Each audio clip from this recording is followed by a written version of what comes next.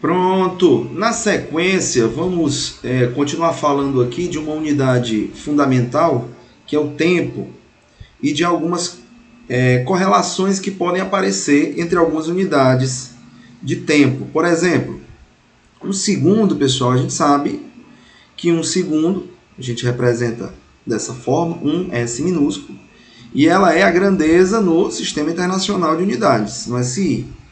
Tá certo? Então, o tempo ele será medido em segundos, tá? Se a questão, se o enunciado estiver pedindo aí a unidade de tempo no Sistema Internacional. Mas acontece que o tempo ele pode ser medido em outras unidades que estão fora do Sistema Internacional. E aí a gente tem que saber fazer essa mudança para segundos. Algumas são bem simples. A gente sabe que um minuto tem 60 segundos. Isso aqui tá tranquilo. Um minuto, 60 segundos. Aí não tem dificuldade, né, professor? Tem dificuldade de jeito nenhum, né? Uma hora eu sei que tem 60 minutos. Isso eu também sei, né, professor? Uma hora tem 60 minutos. Aí eu tenho que transformar de minuto para segundo. Aí você pode fazer aquela regrinha de 3. Um minuto tem 60 segundos. 60 minutos tem quantos segundos? Isso eu tenho certeza que você sabe fazer. Regrinha de 3. Aí acontece que eu vou mostrar aqui para você agora uma maneira diferente, que é como se fosse uma regra de 3 direta. Entendeu? A gente chama isso de fator de conversão. Como é que é isso, professor? Você sabe que um minuto tem 60 segundos, tá? Então, olha só. Um minuto tem 60 segundos, tá? Por que eu estou fazendo isso? Eu sei que 60 segundos é igual a um minuto igual a 60 segundos. Essas unidades aqui, essas relações de tempo aqui, elas são equivalentes, tá ok? Se eu quero transformar aqui, por exemplo, minuto em segundos, a minha ideia aqui é transformar a hora em segundos. Então, eu transformo primeiro para minuto e depois para segundos. Então, eu vou usar esse fator de conversão aqui, ó. Eu quero cancelar minuto com minuto. Então, vai ficar uma unidade de minuto em cima e a outra vai ter que ficar onde? Como eu quero cancelar o minuto, a outra unidade de minuto vai ter que ficar embaixo, né? Então, um minuto equivale a 60 segundos. Eu posso fazer essa multiplicação, por quê? Porque eu não altero nada. Se eu estiver multiplicando aqui 60 segundos dividido por 1 minuto, eu não provoco nenhuma alteração aqui. Vou cancelar minuto com minuto, tá certo? É como se eu tivesse pronto, é como se eu estivesse multiplicando por 1. 60 segundos não é igual a 1 minuto? É. Quando eu divido uma coisa por ela mesma, tá? Uma coisa que é igual a outra, quando eu divido, o resultado é 1. Então, eu posso fazer a multiplicação por esse fator de conversão tranquilamente. Cancela aqui, ó, minuto com minuto, já transformei para segundos. Beleza? Aí ficou o quê? 60 vezes 60. Então, eu transformei horas em segundos. 3.600 segundos. O professor tem que decorar isso aí? Cara, você não precisa decorar. Como eu falei, você pode fazer a regra de 3 ou usar esse fator de conversão. No caso aqui, se ele quisesse transformar um dia em segundos, pode ter questão, tá certo? Que a gente vai precisar transformar dia em segundos. Aí eu sei, ó, já vou usar outro fator de conversão, tá certo? Eu vou usar aqui, por exemplo, eu sei que minuto eu já coloquei aqui, tem 60 segundos. E uma hora que eu acabei de encontrar, uma hora, eu sei que ela tem o quê? 3.600 segundos. Isso aqui já seria outro fator de conversão, tá? Que eu posso usar. Deixa eu só baixar aqui, ó. Peraí, deixa eu escrever esse fator de conversão de novo, que ficou aqui em cima da câmera. Pronto. Uma hora. Escrever isso aqui de uma hora. Uma hora a gente acabou de calcular. Uma hora, eu sei que é 3.600 segundos. Acabamos de fazer isso. Beleza. Vamos fazer aqui agora, usando esse fator de conversão. Uma hora. 3.600 segundos. E vamos usar esse fator de conversão para a gente poder transformar dias em segundos. Beleza? Então vamos lá. Um dia. Um dia. Eu sei que um dia tem 24 horas. Tá certo? Então o que é que eu vou fazer? Ó? Vou multiplicar aqui por esse fator de conversão. Eu quero cancelar dia. Eu sei que um dia tem 24 horas. Isso aí todo mundo sabe, né, professor? Um dia. Pronto. Aí o que mais? Eu vou multiplicar por outro fator de conversão aqui. Aí eu já cancelo, ó, dia com dia. Pronto. E agora para eu cancelar hora com hora, vou usar esse fatorzinho de conversão. Só que eu não quero cancelar a hora. Hora não está no numerador, então eu só inverto esse fator aqui. Ó. Se eu quero cancelar a hora, tem que ficar hora em cima e hora embaixo. Aí não tem problema, é só eu inverter aqui, ó, esse fator de conversão. Fica 1 hora embaixo, 3.600 segundos em cima. Por que isso? Ora, você vai inverter de acordo com a sua necessidade. Tá certo? Se você precisar transformar de hora para segundo ou de segundo para hora, aí você vê aí quem é que tem que ficar em cima e quem é que tem que ficar embaixo de unidade para você cancelar. Eu precisava que hora ficasse embaixo para eu cancelar com essa hora aqui. Então você percebe que eu já estou transformando aqui, ó, dia em hora. Tá certo? Então fica somente o que? A multiplicaçãozinha aqui de 24 vezes 3.600. Se você fizer essa multiplicaçãozinha, você vai obter aí 86.400 segundos, né? Conferindo essa continha, 24 vezes 3.600, 86.000 exatamente. 86.400 segundos. Como eu falei, você pode usar a regra de 3, um simples fator de conversão. Beleza? Tranquilo aí, né? Vamos falar o que é intervalo de tempo. A diferença entre instante de tempo, que a gente pode medir em segundos, por exemplo, para localizar um corpo, tá? Onde é que aquele corpo está no tempo? Para localizar um corpo, a gente localiza ele no espaço, onde ele está, tá? E na unidade de tempo. Em que tempo ele esteve presente naquele lugar.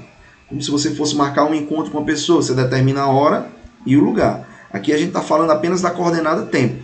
Depois a gente vai falar da coordenada espaço. Mas acontece que existe também o conceito de intervalo de tempo. Intervalo de tempo não é instante de tempo. Tá certo? Intervalo de tempo é o quê? É a diferença que se dá entre dois instantes. Por exemplo, o intervalo do recreio na escola. O intervalo do recreio. Ah, professor, o intervalo do recreio na minha escola começa 9h30. 9 horas e 30 minutos. Pronto. Né? Esse aqui é o instante inicial. E o instante final, vamos supor que o intervalo termina 9h50. Então aí, para você descobrir o intervalo de tempo, basta apenas você fazer a diferença entre esses dois instantes. Da maneira que eu destaquei aqui. Delta T. O que é o delta? É a diferença entre os dois instantes. O instante final menos inicial. Sempre que tiver esse delta, é a grandeza final menos a inicial. Delta T, tempo final menos tempo inicial. Delta S, posição final menos posição inicial. Delta V, de velocidade, velocidade final menos velocidade inicial.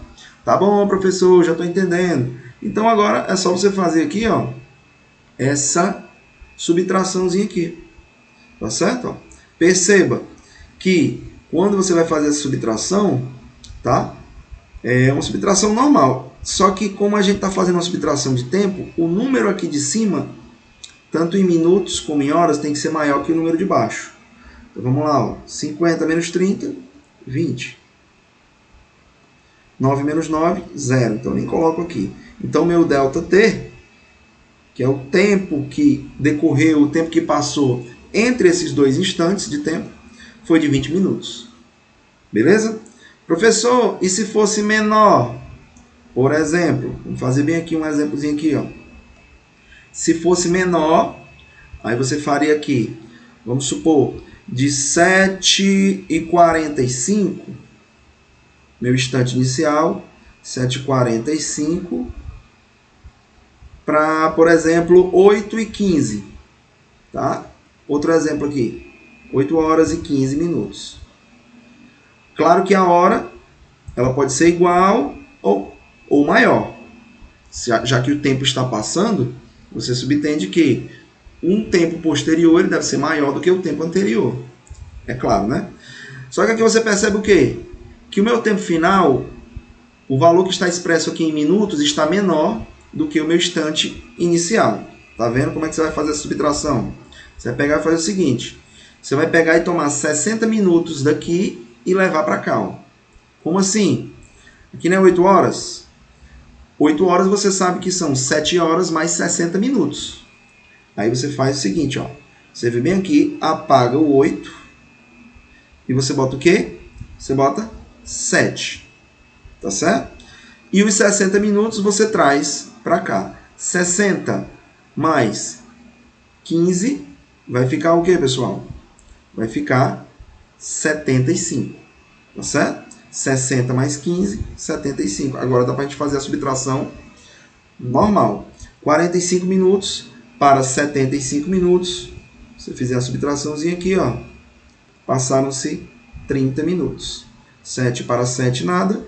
Delta T, que é o intervalo de tempo decorrido, então, de 30 minutos. Então, fica essa dica aí. Beleza? Vamos falar aqui agora de mais uma unidade, que é a unidade de massa. Pronto. Uma unidade bem comum aí, unidade de massa.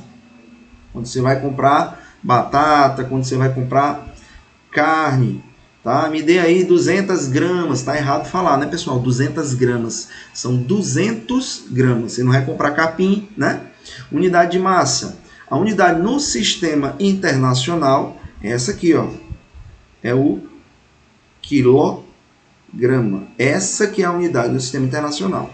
Por isso que essas unidades de massa que aparecerem, que não estiverem no sistema internacional, vamos ter que transformar para quilo, tá? Dependendo aí do que a questão estiver pedindo. Mas muito provavelmente massa, a maioria das vezes, vamos precisar transformar em quilograma. Tá certo? Então, olha o prefixo K aparecendo aqui. Quilo, esse prefixo aqui, você sabe que ele vale 10 elevado à terceira. Então, 10 elevado à terceira gramas, 1000 gramas. 1 quilograma possui 1000 gramas. Você certamente já deve ter visto. Você vai comprar um remédio, tem que tomar tantas miligramas. Olha o prefixo mili. Esse prefixo mili aqui, ele vale quanto? Esse prefixo mili, ele vale 10 elevado a menos 3. Vendo aí? 10 elevado a menos 3 gramas. Tá bom? Micro, prefixo micro, 10 elevado a menos 6 gramas. O professor precisa decorar esses prefixos com... à medida que a gente for utilizando esse prefixo, você vai memorizando de forma fácil. Tá bom? Outra unidade de massa que costumeiramente aparece para corpos bastante pesados. Tá? Depois a gente vai explicar que existe uma diferença entre massa e peso. Tá certo? Muita gente... Quando vai na farmácia, diz, eu vou me pesar. Não, você vai medir a sua massa. Balança, ela mede massa. Até porque, se você olhar lá na unidade da balança, tá o quê? Quilogramas. Então, balança está medindo massa. Mas é claro que a gente vai, costumeiramente, continuar falando assim, né? Mas sabendo que, fisicamente, balança mede massa em quilogramas. 1 tonelada para corpos que possuem uma massa muito grande, a gente geralmente expressa, né, dessa forma, 1 tonelada, 1000 quilogramas. 1000 quilogramas. Tá certo? E unidade de comprimento. Tem uma tabelinha que você certamente já deve ter visto, tá certo? Lá na terceira série, quarta série, com a tia Claudene, né? Aquela tabelinha bastante conhecida, tá certo? Escrevi bem aqui, ó. Aquela tabelinha, você já lembra, ó. Quilômetro, hectômetro, decâmetro, metro. Quem lembra aí? O que mais? Decímetro, centímetro e milímetro. Perceba que aqui no centro eu tenho a minha unidade padrão. E aqui À esquerda de cada letrinha dessa aqui eu tenho os meus prefixos, ó, quilo, hecto, deca, deci, centi e milho. Acontece que, pelo menos na física, o que vai aparecer com mais frequência para a gente, pessoal, é o prefixo quilo, tá? O prefixo centi, de centímetro, né? E o prefixo mili. Esse daqui, você já sabe que ele vale 10 à terceira. Esse aqui você já sabe que ele vale 10 a menos 3. E o centi de centímetro ele vale 10 a menos 2. Tá certo? A gente poderia completar essa tabelinha todinha aqui, ó. O H de hectômetro seria 10 a 2. DA de deca seria 10 a 1. Aqui seria a unidade padrão. Deci de decímetro, 10 a menos 1. Aí vai centímetro e milímetro. Se você precisasse fazer qualquer alteração nessas unidades de medida, é só lembrar que esses prefixos assumem esse valor. O que é mais frequente aqui para a gente? O quilo, centímetro e milímetro. Beleza? Então aqui, ó, nós temos algum aqui eu não coloquei aqui, ó, prefixo micro. Micro vale quanto? 1 micrômetro, tá? 1 bilionésimo do metro, é 10 a menos 6 metros. Beleza? Centímetro em metro. Só você colocar quanto é que vale o prefixo centi, 10 a menos 2 metros. Metro é a nossa unidade padrão. Quilo, 10 elevado à terceira metros. E existem algumas unidades aqui para distâncias astronômicas, tá certo? Medir a distância do Sol para a Terra, por exemplo, tá? A gente chama de uma unidade astronômica, é aproximadamente esse valor aqui, ó, 1,5 vezes 10 elevado a 8 quilômetros, tá certo? Então, no lugar de escrever essa distância, você escreve em forma de 1 UA, que é uma unidade astronômica. E para distâncias ainda maiores, tá? Entre galáxias, a gente pode utilizar o ano-luz, que muita gente pensa que é medida de tempo, e não é. Ano-luz é medida de comprimento, é uma medida de distância, que equivale aproximadamente aí a 9,4 vezes 10 elevado a 12 quilômetros, ano-luz. Então, faça essas anotações, as anotações dos prefixos e os que mais vão aparecer que a gente vai precisar para transformar as nossas unidades de medida de comprimento para a unidade de metro, que é a unidade no sistema internacional, para que a gente possa aí resolver as nossas questões com tranquilidade. Beleza?